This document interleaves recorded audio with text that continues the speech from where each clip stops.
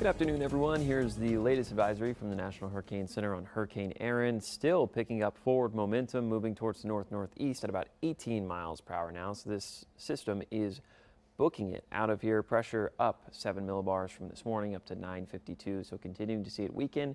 Winds are also down to 100 miles per hour. So still a pretty strong system as it continues to move off towards the north-northeast over the next couple of days, moving further away from the United States. Now, with that being said, we are monitoring 3 other areas out there in the tropics. One in the central/western Atlantic, given about a 70% chance of developing within the next week or so. Should be following in the wake of Erin. Currently not looking like it's going to be making any sort of impact to land at this time. Watching a wave off of Africa, given about a 40% chance of developing within the next 7 days. I think the window is rather small for this system to get organized and get going.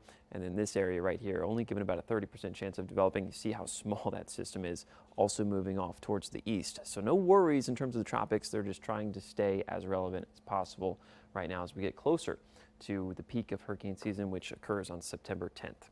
Current conditions out there this afternoon, humidity has dropped a little bit as our temperatures continue to warm up. We're at 80 degrees for downtown, and winds continue to be roughly out of the north at around 7 miles per hour. So we're continuing to monitor just a couple of showers continuing to build into parts of the New River Valley.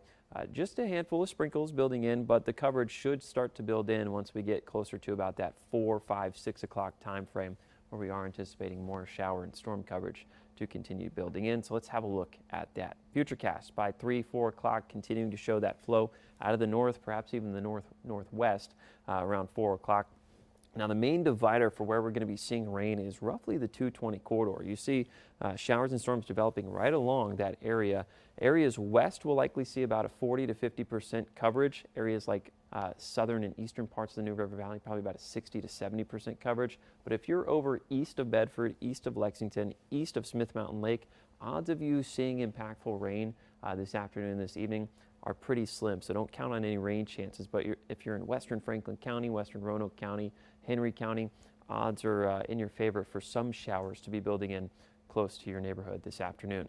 Forecast highs for today, 80 to 86 degrees. Going into the evening, we'll continue to see some of those showers linger, and then they will start to dissolve once we get further into the night.